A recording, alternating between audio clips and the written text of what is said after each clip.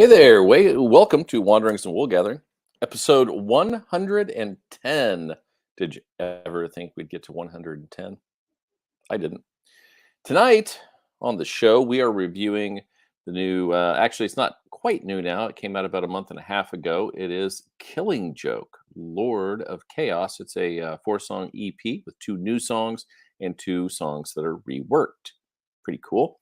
And Hyro the Hero, also four-song EP, Dynamite.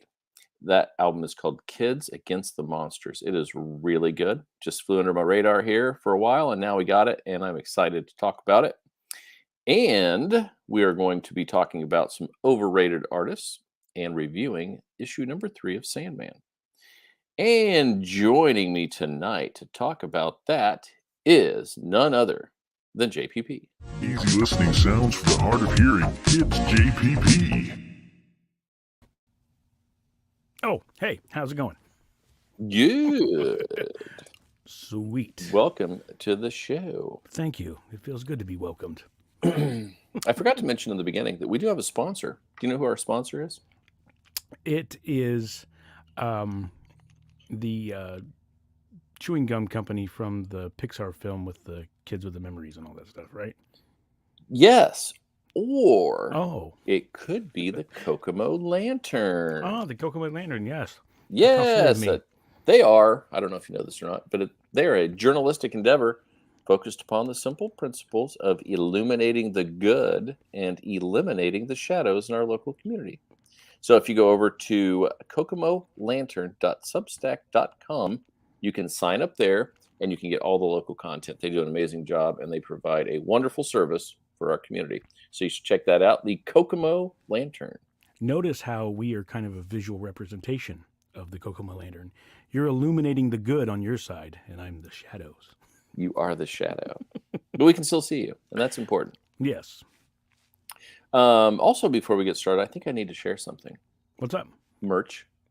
Oh, really? I'm going to tilt this down. Are you ready? Kind of. Boop, boop, boop. Look at that. Wanderings okay, and Wool Gathering merch. Now, you cannot get this part of it. Hold on. I don't know if you can see this on my back. Don't hurt yourself. Hey, look at that. Foggy's pal. Yeah. It's personalized for me. You too can have that. You just got to reach out and let us know. I think our number one super fan, Andy, needs a Wanderings shirt. Don't you? He does. As does Michael Ciravolo. Actually, I am planning to get, I don't want to spoil it, but all of our favorite guests should be receiving a Wandering shirt. Perfect. Yes. So what's new here before we get rolling? Monday will be joining us here shortly. Well, I had something interesting happen here within the past month. Obviously, I'm an individual that loves audio tools and recording and the like. And one of my kind of obsessions that I'm working with now is vintage analog reel-to-reel equipment. If you can find it at a bargain, therein lies the real challenge. More often than not, when I buy it, it needs a lot of work. But I got a hold of a doozy this past month. Essentially, I went on Goodwill's online auction site and got a hold of this little vintage. Hold on, I'm going to remove me so you're bigger and they can see it real fast. Oh, okay. So this is a vintage reel-to-reel recorder with kind of a 3.5-inch spool. And, you know, these are very rare these days. Finding the spools was like pulling teeth. I found 3 in Australia, and I bought the last 3 that I could find for new copies. What's interesting is this came with a reel already on it, and there was batteries in it that worked.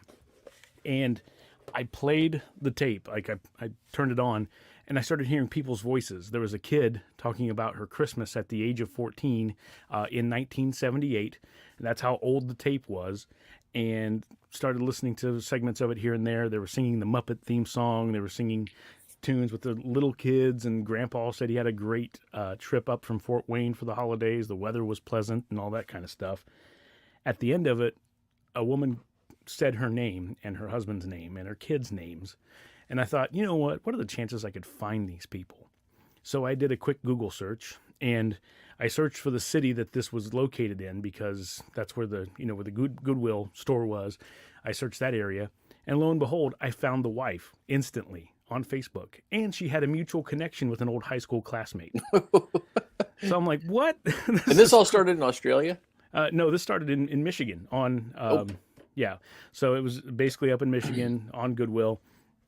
So I contacted my old classmate and said, "Hey, I got a hold of this tape recorder off of a Goodwill online site, and there's a lady that her name was mentioned in it, and I looked her up on Facebook, and I see you're a mutual connection." And he's like, "That's my great aunt. What are the chances?" And so he got me in touch with her. I ended up calling her and found out this was her father's old reel-to-reel, and he would kind of journal the family and stuff through the years. And long after he passed away and her mom passed away, they archived a bunch of their old slides and films and things. But somehow this got caught in the shuffle and donated to Goodwill with the other goods they didn't need anymore. And so I'm going to digitize the recording because they have no way of playing it and give that to them so they can preserve it, basically indefinitely. But how crazy that something random like that turned into a small world situation. Yeah, and that's so awesome of you that you're going to digitize that and get it to them so they can have a copy of that. Yeah, it was very cool. It was nice talking to them. Got a lot of cool history about, where they came from and their ties with our hometown. And even where I live now, they have family here too. So it's just like, it amazes me when, complete strangers have so much commonality. Yeah, that's an awesome story. Very cool. Thanks. And the one thing I heard in that is really kind of stinky for modern people is you mentioned the Muppets. Yeah. And our kids don't enjoy the Muppets like we did. Alice Cooper was on the Muppets. It was legit back in the day. We need a current Muppets iteration. And I know Jim Henson's no longer around, but yeah, that was something that was kiddie but cool. Yeah, if you were Who's Who, you were on the Muppets. That's all there was to it. Yes. Yep, absolutely. Hey, look Sorry, who showed up. Yeah, I'm finally here. And I came in on the tail end of that story, but I've already heard it. And yeah, that's pretty awesome. Let me tell it to you again in slow motion. Yeah. Start over, Paul. Once upon a time. Hey, Monday, do we need to do your theme song or are we good? No, let's not waste any more time. Do you want me to sing it to you? No, I definitely don't Step need that. inside. Sometimes I sing it in my mind. If I can't get that out of my head, it's Joe Rife's theme song. That's what gets me every time. Oh, I think mine's catchier. Oh, I don't know. I don't know about that. Yeah, that might be a toss-up. The difference between yours and his is the harmony. It's the harmony that kind of starts becoming the earworm.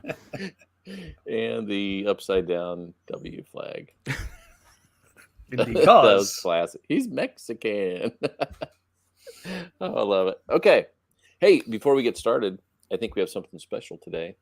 And Mr. Mundy is going to be unboxing something. So I'm going to pull me and Paul off the screen so that you have the full screen so that we can see your merch, okay? Okay. Yep. I'm going to move things around here a little bit, so bear with me there.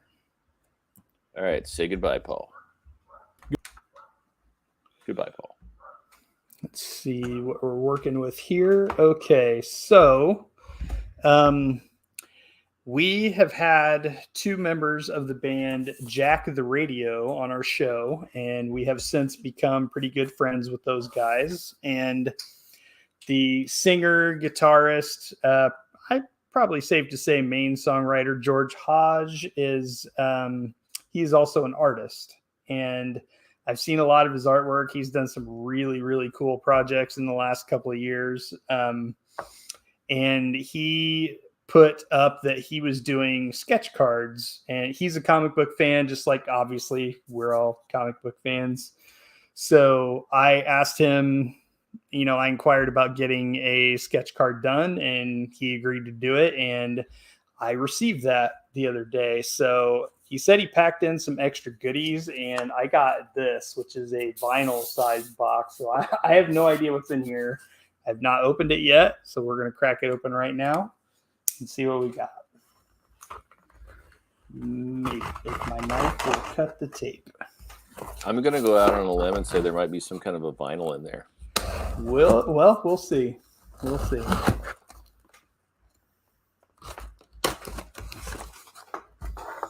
See what we got. Nope. I don't think there's a vinyl in here. I move the mic here before I knock it over. There's all kinds. You know what? I take that back. Holy cow. So we have, this looks like some kind of, this is cool. This is like an NC Comic-Con, like a trading card. and it's got like his little, it's like a picture and a bio thing on the back. Got a couple of stickers. So we'll find somewhere cool to put those. I got a little, this is, I don't know if you can see that, a little pin. Might be kind of hard to see that one. That's their little Jack. I don't know. At this point, he might be a mascot. He's like their Vic Rattlehead or their Eddie. He's a great character in the comic book. Yes. And I got this keychain. And wow, holy cow, there's a bunch of stuff in here. Oh my God. This is awesome. There's another cool little sticker. It's like a flying SG there. This is very cool. This is a patch. This is like a embroidered patch. This is George's logo, kind of like I had ordered something from him before, and this like big was actually on the outside of the package. So that's like some symbol that he associates with himself, I guess. I don't know. It's pretty cool. Wow. And I got 2 CDs. This one is one of their earlier albums. This is Low Country. This has some really good songs on it. Truck Stop Man's one of their bigger songs. Like, this has got some good songs on it. This one is called Devil in Here. This is a live album. This right here, Portishead's live album was one of my favorite live albums of all time. This one gives it a run for its money. It's very, very, very, very good. Lots of cool clips, performance clips on YouTube. Wow. I believe this is a 7-inch vinyl single. This is the A side is Carolina Mud and the B side is Fast Country Girls. So, wow, that's cool. Little 7-inch single there. There is a vinyl in here. So it's a little glary with that. This is the album Badlands. Man, yeah, there's a lot of good songs on this one too. So that's cool. I did get a big vinyl. And, I almost ordered one of these shirts when he put them up. This is designed by George. This is just a Pegasus, kind of a cool design. But I almost ordered one of these before, so that's cool. And the whole reason we did this was I bought some artwork. So I'm going to take this out of here so it's maybe not so reflective. So sketch cards are basically, it's a trading card size, and they just draw a sketch on it's a trading card size sketch, a sketch card. So I asked him to do one of my favorite characters, Death from the Sandman comic books. So here we go. That's her. Pretty cool. And he signed it on the back. I don't know if we can see that. That might be a little, yeah. Thanks for all the support with the signature and the date, April 2022. So very cool.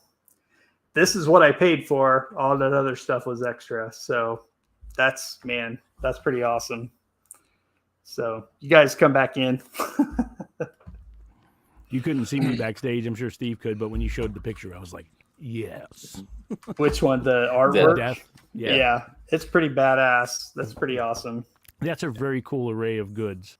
I mean, holy crap. He said he was sending extra goodies, and damn. That little vinyl is awesome.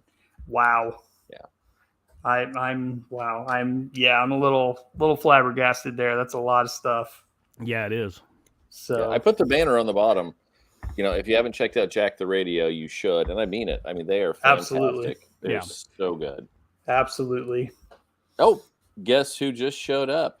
Yeah, man. I let him know about the show, and I told him to interact if he was going to watch because we like to hear from people. So, hi, George. Thank you very much, man. I really appreciate it. That was above and beyond, and I love the artwork. It's very, very cool. Very humbled. Yeah, good to hear from you, man. Good stuff. And I'll just pop that on there. Boom! Because we are ready to do some driving to watch some shows. So Yeah, I told my wife we we might just need to go to North Carolina sometime and catch a show. Yeah, fantastic. Definitely. I've got a colleague that works there.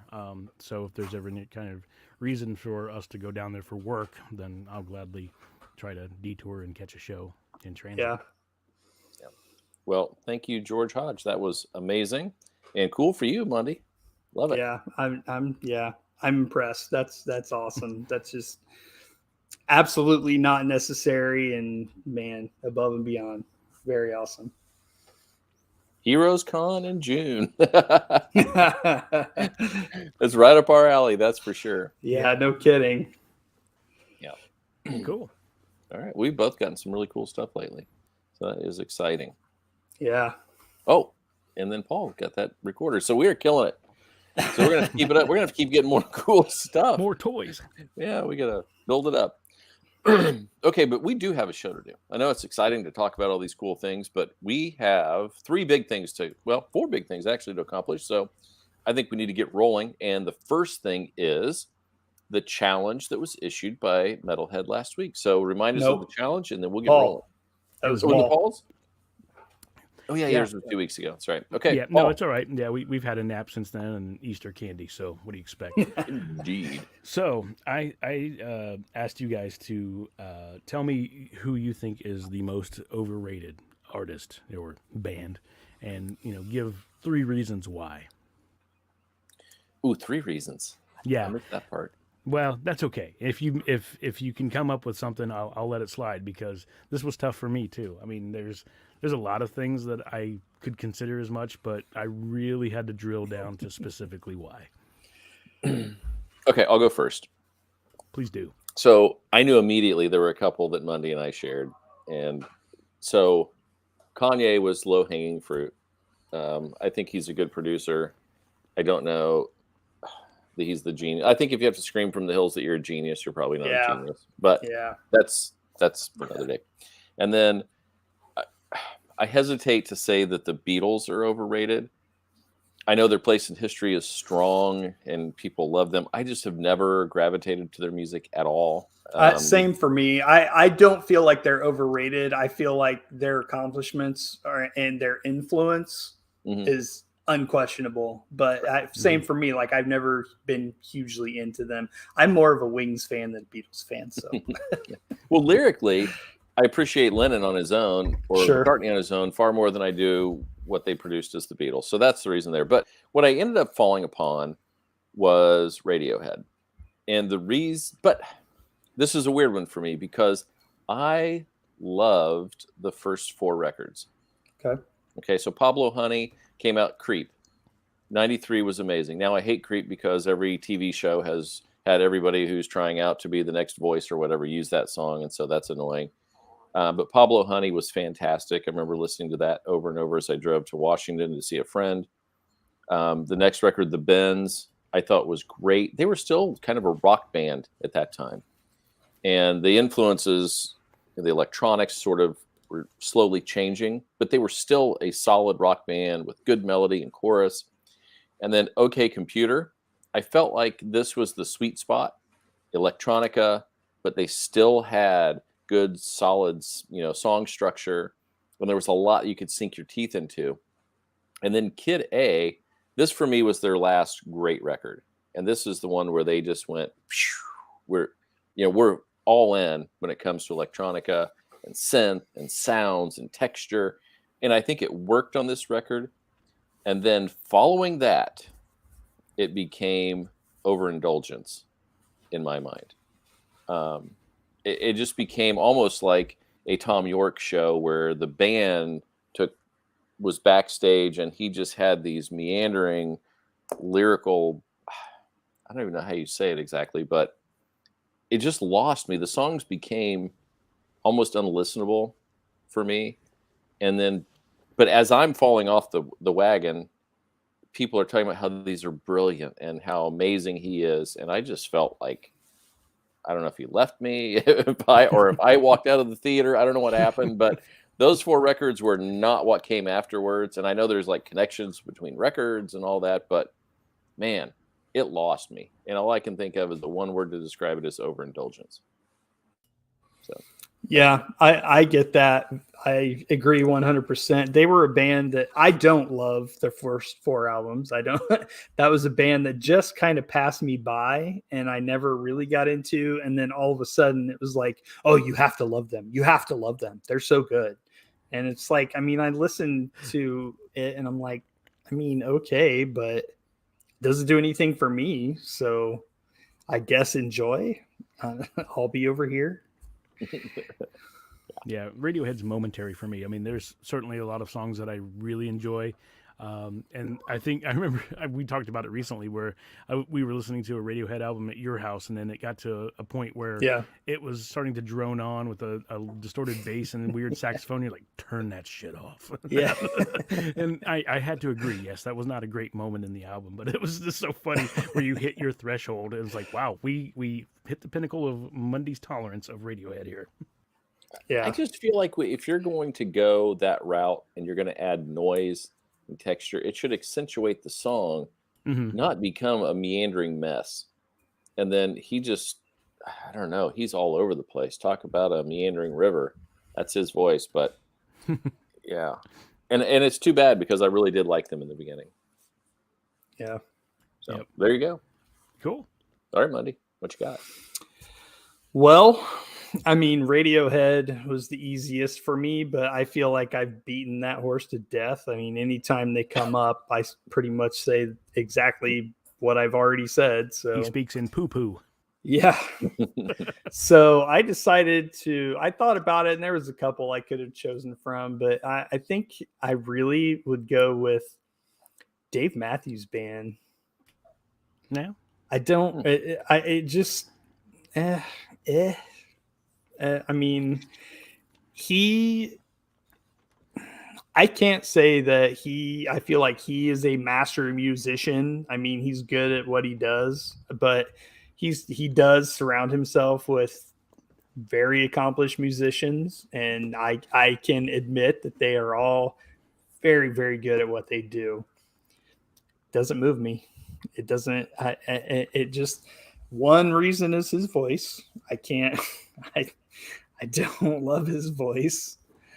And it just, they kind of meander into that jam band thing a lot, which is not for me. I've never loved the Dead. I've never been a fan of Fish. I don't need like 20-minute, weaving in and out of this one groove and solos here and there. And like, I don't need that. I don't like that. And, if I see a band, it's cool to see like an impromptu jam or something, put a longer tag on something, but I don't need like 20-minute songs. So that aren't really songs. But you're a Tool fan. Yeah, but they play the songs. They play the songs. Oh, I got you. I also like Inagata Devita, but it's a song. Iron Blooded by rules. So, there's that. But yeah, and it's just like another reason that I feel like they're overrated is just the whole culture that surrounds that jam band thing. Like it's, Dave Matthews is also, I don't know. I don't know how it is now, but I know back in the day when they were like kind of first getting huge, and Fish as well around this time, like, late 90s and stuff. It's like, it's just the culture of the fans that will just follow them anywhere. Like, that's not my crowd. It's just not my crowd. So that's kind of a turnoff too. So. Yeah. Dave Matthews, no thank you. He'll sell out a couple of venues, like nights in a row. Several, like 4 or 5 nights in a row. Yeah. Following for sure. Yes. I don't go to him and listen a lot, but I definitely do appreciate the musicianship of those people that he has playing with him, and they are Sure. fantastic musicians, Yeah. and that's where I give them their props. I just don't enjoy that music a lot, so One of my absolute favorite musicians, Charlie Benante, huge Dave Matthews fan, huge fan. Great. No thanks. I'll pass. That's okay, for sure. You know, it's funny too because, I sold concert tickets for years when they were starting to break. That was one of the shows that was starting to pack up quick, and I was like, "Who is this guy? What's going on?" I popped the CD in at the record store, and I was like, "Okay, I see where this is going." Fast forward to 2008, I'm working at an optometrist clinic, while finishing up college, and I'm right around the corner from Deer Creek. I'm not going to say what it's called now because that takes too many calories. But anyway, that reminds me, I got a button for that when you're done. Okay, so I'm sitting outside on my lunch break, and I see across the street at the parking lot this little Volkswagen Jetta pull up, and the guy gets out of the car, opens up the trunk, the hatch of it, and he rips his corporate pants off, and he's got these I don't know, kind of some sort of weird corduroy multicolored shorts, and takes his shirt off, and he's got a tank top on, and he puts on a t-shirt, puts on this beanie hat, and he starts hacky sacking in the parking lot waiting on his buddy. And I was like, "Yep, he's going to Dave Matthews tonight. I can totally tell." And see, that's his release. So Yes. good for him. Yeah, exactly. And that's exactly what I thought. I'm like, this works for him. He had a tie on. He had to get out of that, and he has to go let off some steam. Yep. More power to you. I need distorted guitars for that, or synth. So we're all driven by different pleasures. But anyway, I would never belittle someone for liking any of these groups. Right. This is just how I sure. view it, how you view it. You know what I mean? So yeah, more power to you. If you can sell, records to people, go for it. It's definitely hitting a sweet spot for somebody. Yeah, absolutely. So, awesome. So what's your button? So so you mentioned Deer Creek. Yes, sir. There is a website that I cannot think of what it is right now, but there's a website that sells T-shirts. They have the Deer Creek logo. They have the Market Square Arena logo. They have all kinds of retro Indiana stuff, like Hooks drugstores and all kinds of really cool retro Indiana area stuff. It's very cool. Nice. Cool. I will have to look that up. Yeah, I got to find it. I don't remember what it is. JPP, who you got? Who's overrated? Like I said, this was tough. There are things that bother me sometimes with musicians, especially if they don't play an instrument. What I mean by that is, case in point, you give somebody who's a singer a guitar and they just kind of fiddle with it, and you hear random noises and the crowd goes wild, and it's like, ow. But I had to realize that's not the criteria for the overrated bit, because they're good at what they do, and I think that, with the frontman persona, they're trying to do something and ultimately. I don't know where you're going with this. I want to know who this is. Yeah. Little Wayne had an electric guitar, and he just starts kind of making some God. random bends and stuff. This is so bad. Yes, it was terrible. And I can't attack him because I don't know his music. You know what I mean? And I would never do that because he's obviously very popular and very good at what he does otherwise. But as far as practicing the instrument, he may be an actual guitar player and just trolling everyone for all I know. But at the end of the day, it sure didn't look like it. No. But, much like Foggy went with his conversation, I had to think long and hard, and I narrowed it down to two. But I think the one I really, really had to go with was the Chili Peppers. And, okay. you got to love, for us anyway, I mean, whoever likes what, that's their thing. But Blood Sugar, Sex Magic, Mother's Milk, the early era Chili Peppers was on fire. There was definitely a really cool energy, and it's after Under the Bridge, it's there was almost a complete shift in that energy, and they went for that more calmer approach. And if that's what suits them, awesome. But I felt like I said with that last Weezer album, I was at the train station waving by as they took off. You know what I mean? Yeah. And the other band that did that for me too was U2 after Octung Baby. Zootopia. Oh my God, we are in sync completely, Paul. Because that was I loved U2, and then after that album, I was like, I don't get it. What happened? Yeah. Then they forced the album release on everybody's iPhones and all that kind of stuff. Luckily, Yeah. I never downloaded on mine, but at the end of the day, I was just like, I wouldn't have listened to it because I just completely lost interest, and that's sad because I thought they were great. When they came out, they were on fire as well, and they A little definitely too had. self-important. Yeah, there was there's something about that youth and inexperience that gives you that drive. You know what I mean? And I Yeah. think that when I'm just speculating, but there's something to be said about levels of comfort and what it can do to the art. You know what I mean?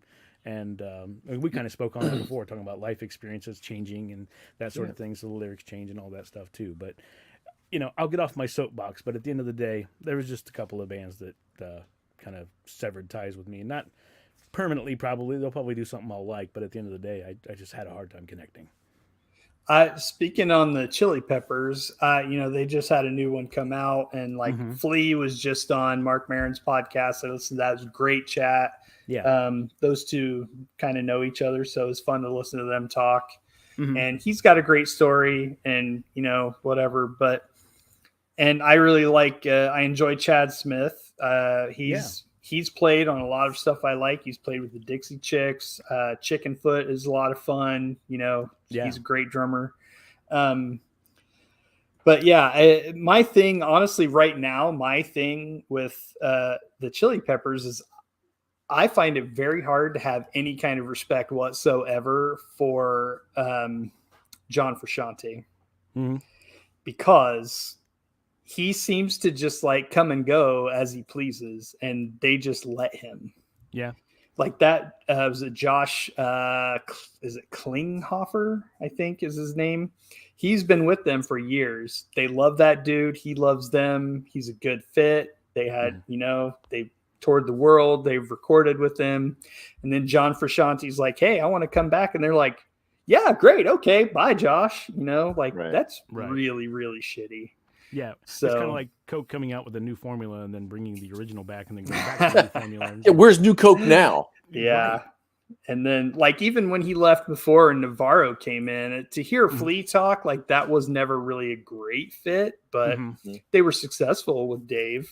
Yeah. And then Frusciante's like, I think I want to come back now. So they just let him. And it's like, I don't, and Flea has even said he gets tired of being in the spotlight, and he'll just flake for a couple of years. And then when he's ready to come back, he just comes back. I'm like, that's not how this works. It shouldn't be.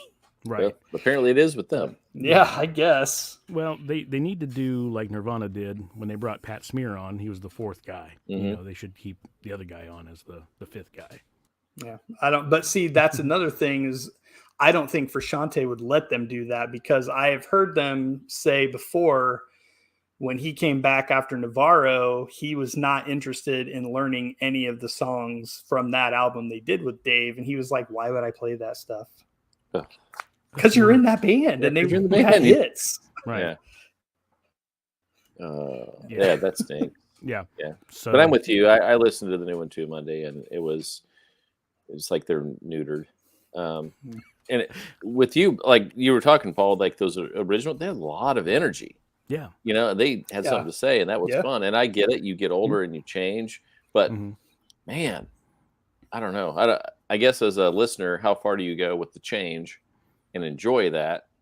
But this one just, man, it was almost like sleep inducing. So yeah. I was like trying to get through all 17 songs, and I was like, it made me wonder, how long did Rick Rubin nap on the couch listening to it? Yeah, why didn't he step up and say, look, guys, this is not what we should be doing? Right. I don't it doesn't seem like he has a lot to do with that process anyway. Like he comes in and makes suggestions and then leaves and comes back, and it's like, right. I'm still trying to figure out how that's producing. Yeah, exactly. He's just doing it on his name now, probably. I guess. All right. Well, excellent, everybody. Thank you. Do you know what your challenge is next week? Do you have any ideas? I mean, it's you, right? So no, we don't. I gave you a clue earlier. Oh, I missed that. I guess I said part 2. Oh, is it part 2 of the last one? Yes. What team are we building now? The Avengers. aha.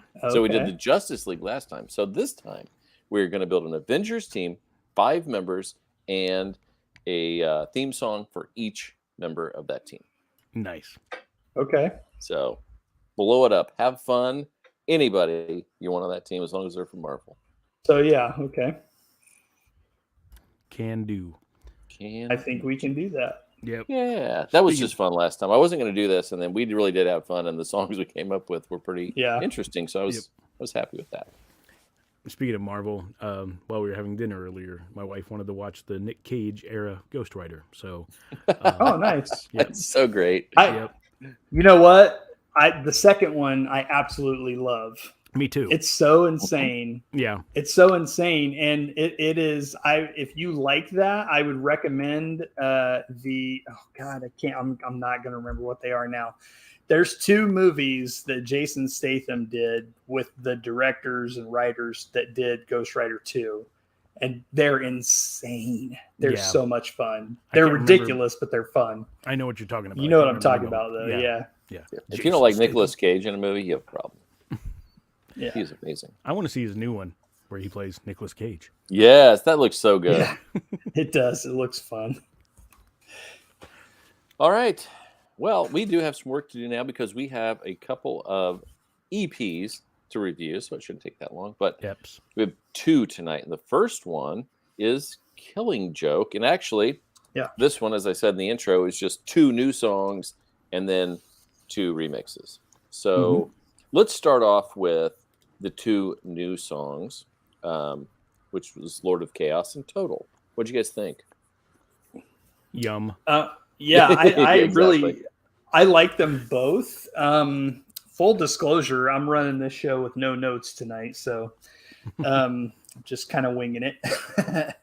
The Lords, what is it? Lords of Chaos. Lord of Chaos. Yep. Lord of Chaos. Yeah, that one I really, really like. It kind of has a very classic Killing Joke feel. I think that would be at home with, any of their earlier stuff. The Total, I think, is much heavier. That sounds like much more modern Killing Joke. That's kind of my 2 cents. I love them both. They're incredible. They were. Lord of Chaos, which I kind of dug, was, it's sort of that cautionary tale. What's going to happen to the world? What have we done to it? And, what it's going to become, the seas will rise, all that kind of stuff. And as I was just thinking about it, even though it's not really an album, as an album opener, I'm like, oh, that's a perfect album opener. That's a banger for sure. And then Total, I agree with what you said on part of it. I felt like the verse parts were total straight up 80s post-punk music, and then when the chorus hit, it just went into some blazing industrial music, which was awesome. Of the 2, Total was my favorite. Yeah, I agree with that very much. I really like the groove on that one. It's so good. Yeah, and like I said, it felt a little bit heavier, so that's gonna catch my ear. Yeah, it thundered in when it hit that chorus. It was really good. Yeah, Lord of Chaos, what I loved about it, it reminded me a lot of, God rest his soul, the Paul Raven era of Killing Joke. Just that grindy, heavy bass, and that him as a musician, I told you guys when we were listening, I ended up in a Paul Raven rabbit hole and discovering bands that he was in that I hadn't even heard of before. And he was working with Trepan and Powell before he passed as well. And just really fun. Another fun band. Yeah, really fun ride. And to your point, Foggy, the second track, Total, it definitely had that Love Like Blood kind of clean vocal thing going on, very reverberant. And what Jazz does with his voice is always really cool. And to watch him live, he holds the mic away and he treats his voice as a dynamic instrument, and he really plays with the microphone to get those effects. And just a brilliant genius, and not to mention a really talented composer as well. Yeah, absolutely. Yeah, I love Jazz's voice. The way, like his clean, I guess you'd call it like a clean vocal, and it's not really a scream, kind of a more growly vocal. Gritty. Yeah. I love that. They both sound fantastic, and they're both so different very different sounds that he's able to make. And I love it when he goes in and out of those. Yeah. When I see pictures of him, I kind of see the vocals between the two characteristics. There's the sophisticated photos, and then there's the bourbon and cigar photos. And that's how his vocals are kind of embodied as well. Yeah. Yeah, those are awesome. And they are going to be part of a full album eventually. Oh, cool. Okay. So they're working on that. I don't know if it'll be by the end of the year, but there's definitely an album coming out. So I'm excited. If that's what we're going to have for an entire album, yeah, I'm on board. That's fantastic. Absolutely.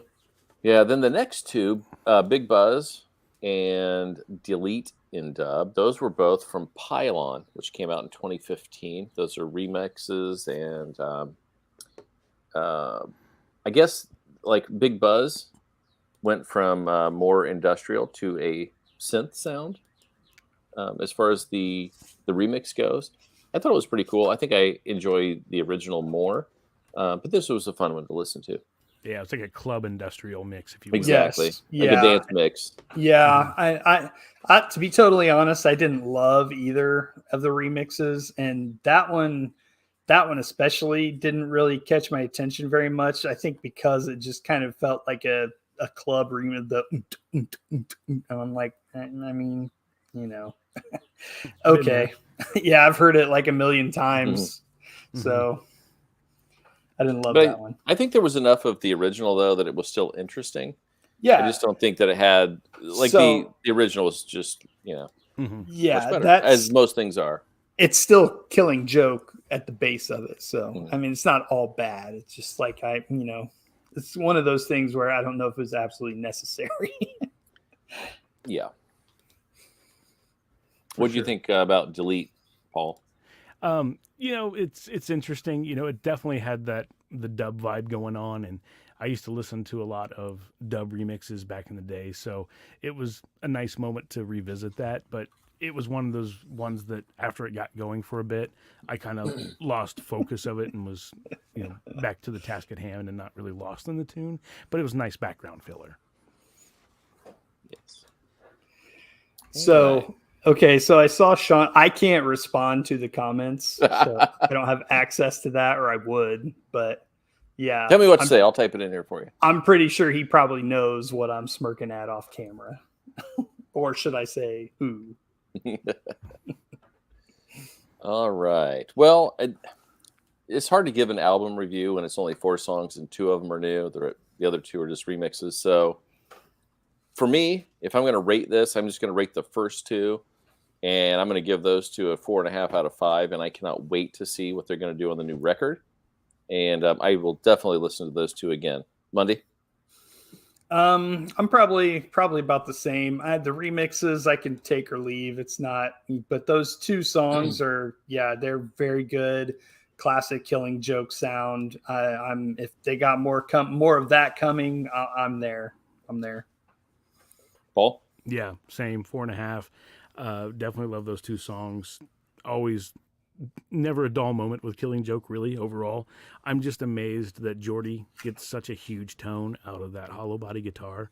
That thing is ancient, it's been beat to hell, and it sounds better every album. And I really can't wait to see what they do this next go-around. Yeah. Fantastic. And so, because there was only 4 songs, we are doing a second EP. And I stumbled upon this one simply because Corey Taylor did some work on one of the songs. I figured that's why it caught your eye. No way. I know. I mean, I don't know how I would have, seen this otherwise. But... I saw it and I'm like, why is he suddenly into Hyro the Hero? What's going on? And then I saw that and I was like, oh, of course. Oh, there we go. Yeah. So, but I will say this. I am now a Hyro the Hero fan. Yes. Because as you should be. Lyrically, super dynamite. So this is another EP, and it's called Kids Against the Monsters. And the title track is Kids Against the Monsters with Corey singing on the chorus. And he's very tame in this, so it's not like, Corey's taken over and made it the Corey show. He's just helping out, which is good. That's what I loved about it. Like, I listened to that first song. I think the first time I listened to it, I wasn't really paying attention. I just had it playing in the background. And I'm like, I thought that said Corey Taylor was on that song. And I'm like, so as I listened to it again, I'm like, oh, cool, nice, subtle. He's just just underneath in the chorus, like very cool, very cool. Yeah. I like that. I as much as I like him dominating, I thought that was perfect for the song. Yeah, it's great. It sounds great. Absolutely. And the lyrics, I mean, he goes all, I'm going to tell you, I love all 4 songs. And lyrically, I think they're all fantastic. And it's like the voice, like an intelligent voice for the kids who are coming into a world that has been created for them by adults who have screwed things up. And he's fighting back. We are not these kids who are the screw ups of the world and can't do anything and everybody trashes us. We're trying to muddle our way through a world that's been screwed up by adults. And I love his lyrics on these. Yeah. It's funny because, when you said, hey, we're going to listen to this, Corey's on it. And I heard the track start. I was like, Corey's on this. You know what I mean? It just had that kind of mellow little snap happening and everything. I'm like, I wonder what he's going to do with this. And then I was completely impressed. And I thought, Corey's a guy that serves the song. He's not serving himself by any means. Like you said, he just kind of comes in and fits the tune. And that's beautiful because there are so many missed opportunities where an artist will conflate their ego on a track and kind of miss the mark with the impact, if you will. And that was not the case here. Yeah, for sure. That was the first track.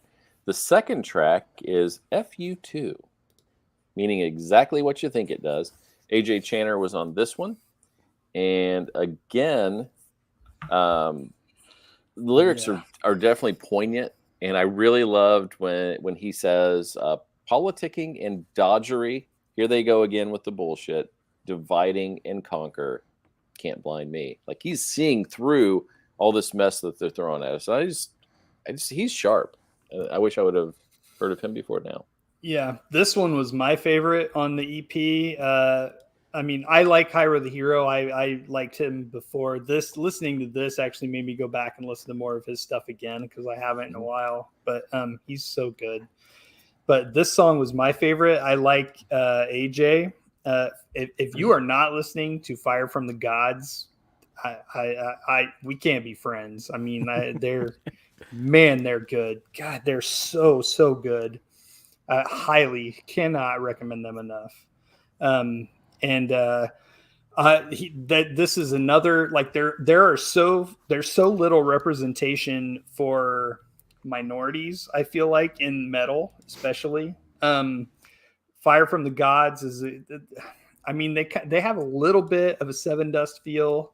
AJ is African American, for anybody who doesn't know. But they have a little bit of a Seven Dust feel, but they have a little.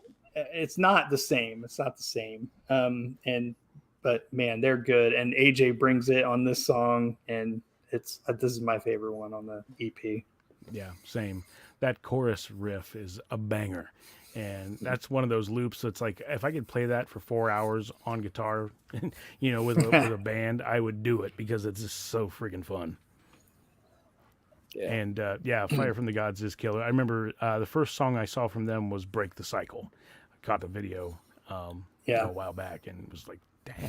So definitely need to dig deeper. And this is my first time hearing Hyro the Hero, so I'm going to have to ingest further for sure. Yeah. This is, I believe they're either on tour now or will be soon. I'm not sure, but Fire from the Gods is opening a huge summer tour.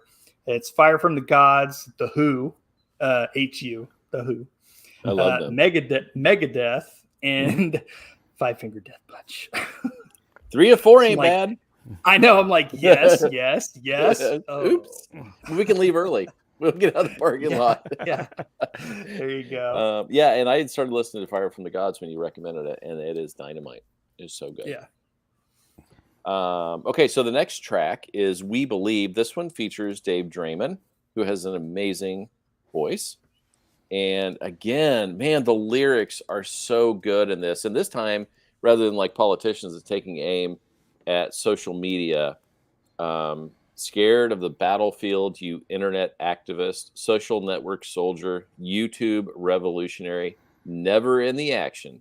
You just provide the commentary. I thought that was so great. He is such a good writer, and it just flows so well. I love this one. Yeah, it's a cool tune. Go ahead, Mundy. I was just going to say, anytime I see David Draymond's name, I feel like I'm either going to love it or hate it.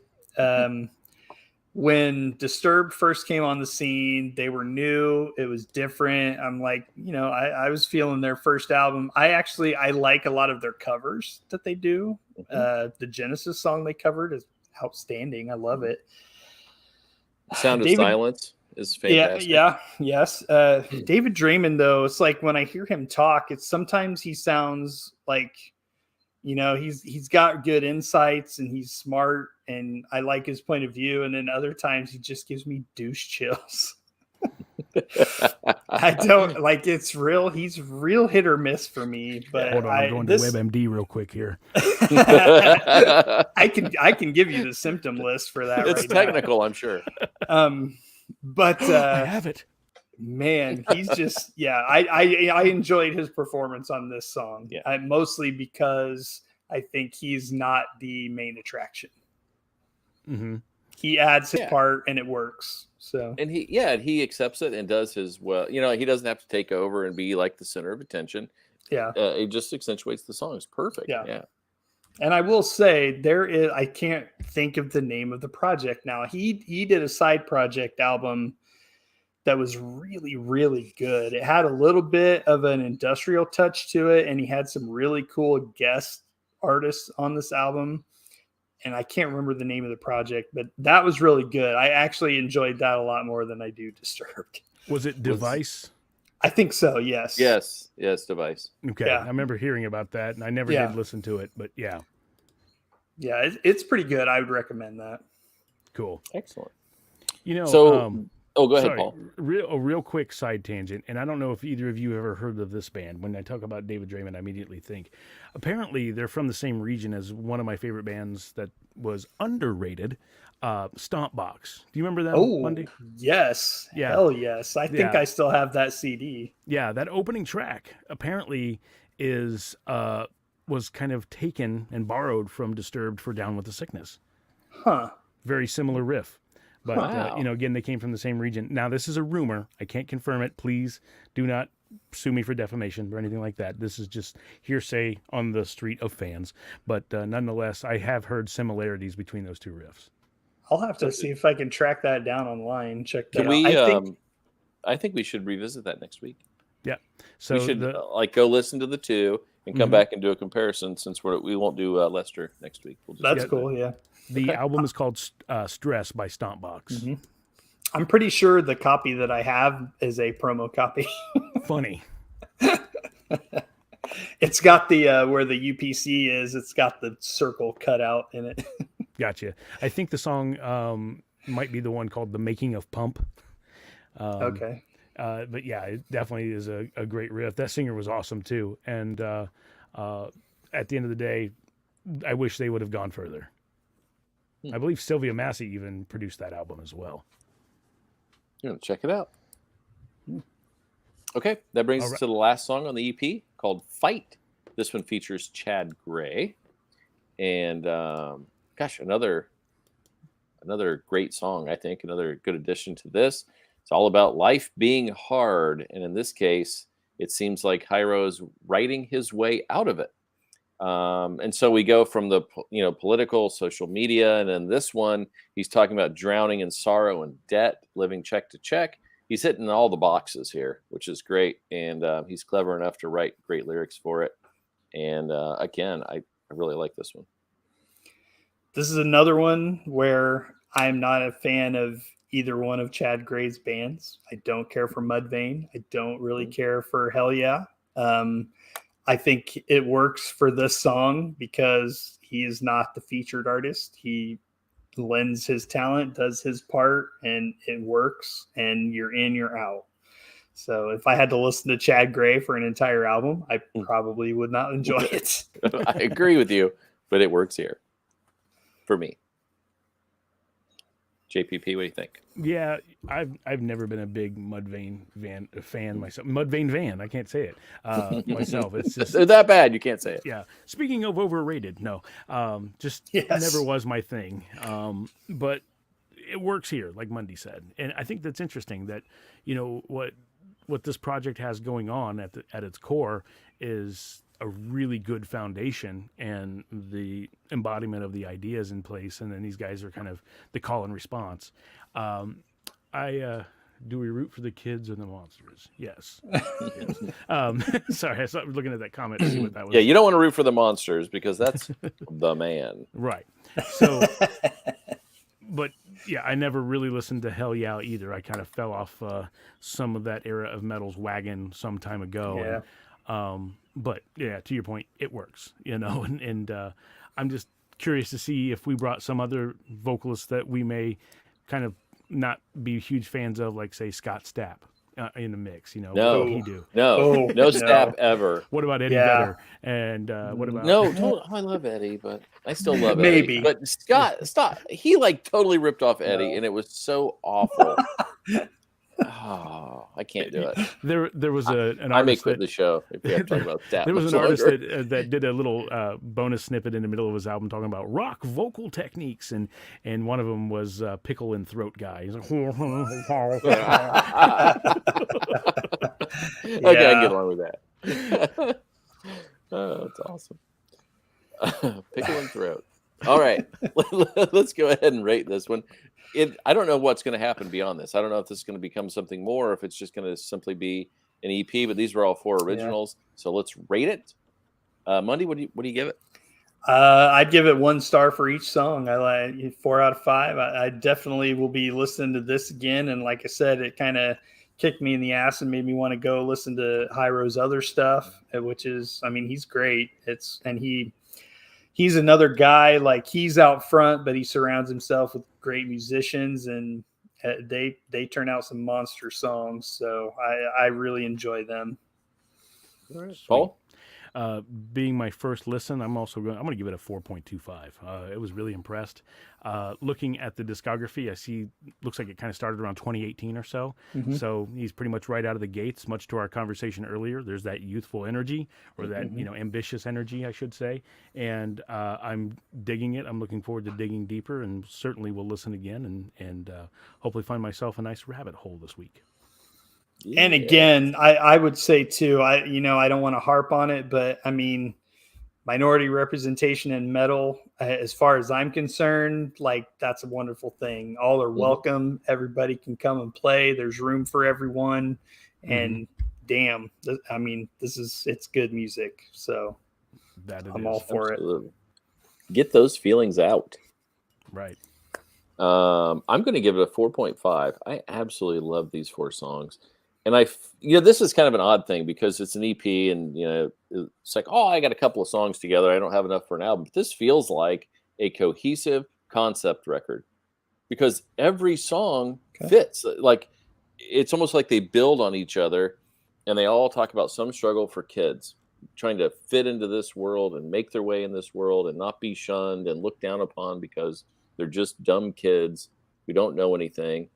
And I love that. I mean, he's fighting back and he's doing it intelligently. And the song's rage, his rap is great. He's found people that will work with him and not take over. These big egos of people who've been in bands who have sold millions of records seamlessly work in. And they sell this whole thing. I love it. And I can't wait for the next thing to come out. So 4.5 out of 5 for me. I was kind of listening back through right before I attempted to get on the show. And Lacey was asking me if my boys had listened to this. Cause I mean, they're both, they're huge into hip hop and stuff. And I was like, I don't think so. So I might try to see what they think about it. Dude's got some great things to say and he's obviously talented. So yeah, might push it on them and see what they think. You were talking about, sticking up for the kids. I feel seen in this, even at my age, it's like, yeah, stick it to the man. It is, but a lot of people want to fight for the man because that's what we got to do. We got to fight for capitalism and the man. or everything will go off the rails, and but it's awesome to hear somebody fight back and do it in a way that just isn't dumb. Like, you can look at this and be like, there are intelligent lyrics going on here. Yeah. And the songs are just fire, I don't know. I dig it. And I even played it, Marianne, I was in the car with her, my wife, and she was just like, I just can't with music anymore. Like, so much of it is just beyond like hard music, or, she's just kind of found her groove with Indigo Girls or whatever. But I played Kids Against the Monsters for her, and she loved it. So, there's a spot for everybody. Perfect. Good. All right. Man, this is a busy show. It feels like we've done a lot, and we haven't even talked about Sandman number 3 yet. I know. So I guess it's about time we talk about Sandman number 3. So last we left, after Sandman number 2, he was on his way to get his goodies. So he's out and about, and he's looking to find his stuff, and he's looking for Constantine. So very exciting. What do you guys think of issue number 3? This is where it started. I want to hear. Yeah, I would say I want to hear what Paul has to think. Yeah, since and he's the virgin here. Since I'm the novice, so I read ahead last time, and I haven't picked it back up since. But I really started to get into it because I felt like the first 2 were kind of expository and just trying to unfold a lot of things, and I was still wrapping my head around who's who, what's going on. And I was like, oh, I've heard of Constantine before because I've not read it, or not super familiar. But then I started seeing this, he's over there with his pack of smokes, and he's grumpy and all that kind of good stuff. I'm like, hey, all right, this will be fun. And seeing him kind of teaming up with our good friend and trying to help him hook up with things, and connecting with someone from his past, and trying to reconcile with her pains and that sort of thing. I was really engulfed, and now I'm looking forward to picking it back up and reading forward. Yeah, I really, really love the idea of the idea of the sand as like a junkie is using the sand as a drug. Really, I mean, that's what it is. Like, she's not. I don't even know if you would call that. I guess it's getting high, but I don't know. You're referring to Rachel? Feel exact. Yeah. Yes. Yes. Yeah. It doesn't feel like exactly the same as like just getting a high, but it's like it hits the dopamine just in the right way, where she's like, she just has to keep doing it, which is kind of, she's a junkie, so it's kind of like that mindset, Well, she's I really away. don't know anything about dopamine Yeah. hits whatsoever, let me tell you. Yeah. Yeah, I mean, it's to the point where, at the end, I mean, she's just doing it to sustain her life, essentially. And she's withering away, which I don't know about you guys, but like the whole dream thing, it fades in and out so much. You really have to pay attention to know, okay, so we're focused on this character here and now, and then we fall into a dream sequence. And then, of course, by the end of the issue, it definitely comes back around and explains that to you. But you can kind of get lost in there. We've got the guy who is the creeper, who falls into a dream, and comes out of it later. But that's, I think, is an interesting element of the story. And I love that it pays off quickly so that you don't lose yourself, because sometimes it can be a little confusing, like exactly what's happening. Yes. We're introduced to a few characters here. The Mad Hattie is great. She's a great character, and it's like, I'm 247 years old, and Constantine's like, she actually is 247 years old. My favorite thing though is she's having this conversation, and she calls him a cheeky young jackanapes. That is so great. That's why I pulled this back out to find that line. And she's just some old. Yeah. Wiry lady, There was one caption in here in the beginning where Constantine's kind of getting up and getting ready for his day. There was one caption I thought really caught my attention, where he says, Have you ever had one of those days when something just seems to be trying to tell you somebody? Yeah. And it's like Yeah. you read that, and you're like, wait, what? Like you have to read it a couple times and like, did I read that right? And I'm like, oh, and then you read the rest of it and like that it totally makes sense. Yeah. And then speaking of that, like when you're reading and it sort of just dawns on you. So when the one guy goes into his dream sequence, he's the guy who's God, what's his name? He's looking into the window. Yes. Yeah. Gosh, what is his name?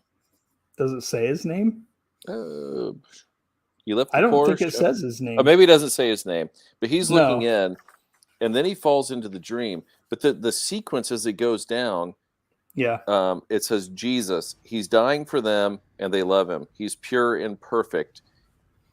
And then it goes down a little further, and it says, "Last son of a dead planet, strongest man." It like converts Jesus to Superman in his Yeah. mind, and he's Superman. I thought that was so cool. It was such a Mhm. great transition. There's just little elements of that throughout the story where Neil Gaiman is just he's so good. And there's this one, like it's easy to do with Constantine because he's such a smartass all the time. But I think Neil really hits the humor pretty well in this one. Like, you know, Constantine's talking about he doesn't want to be seen in public with Morpheus in the robe and all that. Yeah. So he just gets like a Constantine-esque trench coat, and he's like, all right. There's a lot of fun stuff in here. There is a lot of fun stuff. And one of the things I thought was really cool is we don't know a ton about Dream yet. I mean, for the whole first issue, he's just locked up and now he's trying to find his stuff. But he is compassionate. We have that moment where Constantine asks for, you know, something, and then the next thing you know, he has delivered a sweet death for Rachel. Yes. You know, so not painful.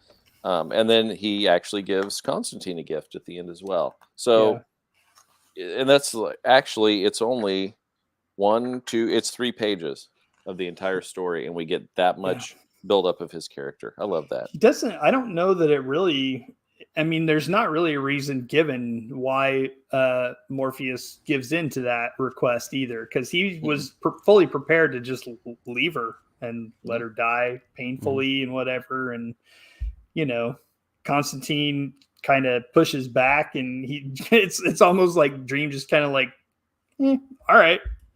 I mean, there's no real reason for it, but I do like that he asked Constantine to leave. Yes. He's like, you know, leave and I'll take care of it. Maybe it's because he actually led him to the sand. He didn't dupe him or try to screw him over in some way. Maybe he actually is rewarding him for his service. But possibly, yes. But you do also see that is not necessarily in his nature, because he was not going to do that until he was asked to do it. Yeah. And also, we don't know. Maybe he was collecting favors. We don't know. Yeah, we don't know at this point. Yeah, which is cool.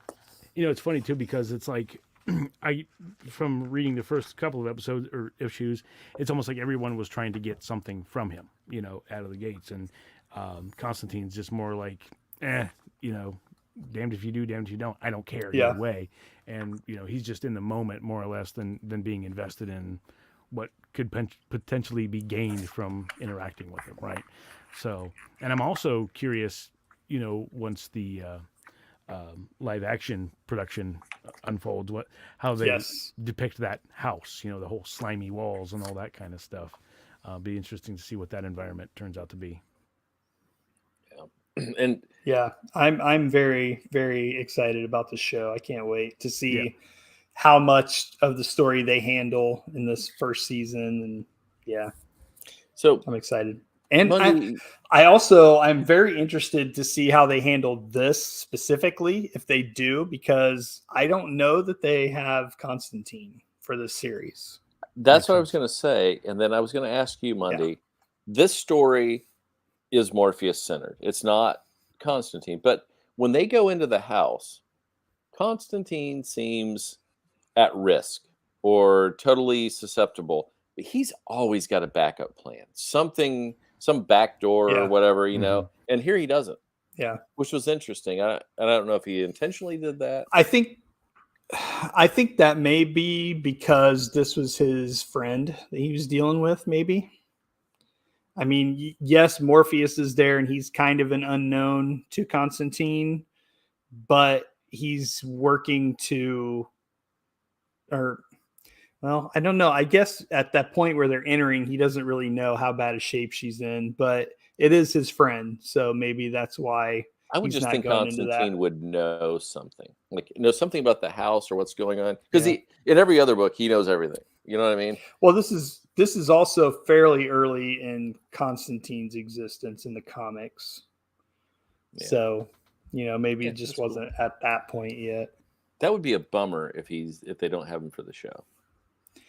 I don't believe they do. I may be wrong about that, but I don't think they do. We'll have to hit IMDb, everybody.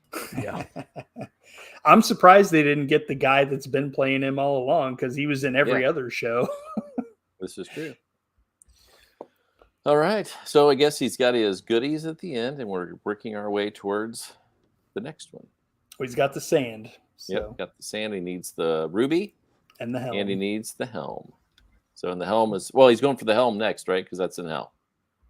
Yes, right? I think so, yeah. Yeah. And then the ruby would be the last one. So, very cool. It just seems like so much has happened. We're only 3 issues into 75 issues. Yes.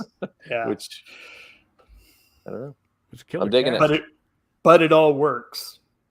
Oh, it absolutely works. It doesn't It's- feel rushed. It doesn't feel like there's any huge plot holes, really. Like it all works, and there's a lot there.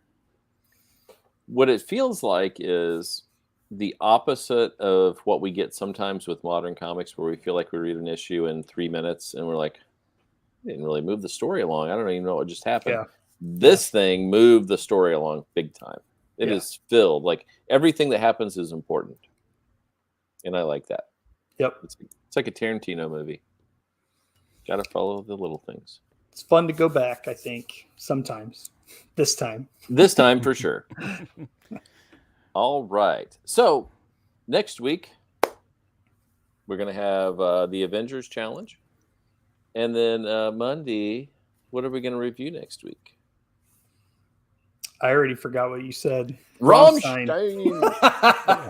Ooh, we've done a lot since then, man. Woo. Yeah. Man, Yeah, they have it's called Zeit. Rammstein. yes. And Comes I have seen their newest video, I think, and I love them or hate them. Rammstein's videos are always interesting. This is no different. Well, we're going to tackle it regardless. And that comes out on April 29th. So in 5 days, we're going to get that. I wish we had a little more time to work with it, but it'll still be fun. So Avengers, Rammstein, and Sandman #4. So, boys, where can we find you on social media? Let's hear it from Metalhead Mundy. Well, the easiest place to find me is on Instagram at Metalhead Mundy. You can see the spelling right there at the bottom of your screen. And I will probably be making some kind of giant post on Instagram and Facebook about all this pile of stuff that I was just sent that I was not expecting. So Yeah. thanks again, George. Yeah. Yes, we love George. Where can we find you, JPP? When I'm not squandering in the dumpster, you can find me at the Phoenix Supernova on Instagram, or at Just Plain Paul on Instagram, or as you see on the bottom of the screen, justplainpaul.com. Sign up for the newsletter, get updates on new music and projects and whatnot. Fantastic. Any new music in the works right now? Right now, I'm working on a commission for a friend of mine. They're working on a live show of their own, so I'm trying to put together some hip theme music and working diligently in what little free time I have on that. And right now, just now that I got this little reel-to-reel player, trying to make some mangled samples and textured things and stuff to work with on future compositions. It's funny because it's like I'm half in a rut and I'm half inspired. I'm more inspired to collect sound right now, and then hopefully that'll turn into being inspired to make something out of it. Love it. All right. And I am Foggy's Pal on Instagram and Twitter. And you can find Wanderings and Wool Gathering on YouTube, Apple Music, Spotify, Stitcher, Castbox, and SoundCloud. And you can find album, movie, TV, and comics reviews at wandeриngsandwoolgathering.com. We will see you next week for episode 111, as we talk about Sandman issue 4 and we'll review Rammstein. We'll see you then. Thanks, everybody. Thanks, everybody. Come on, computer.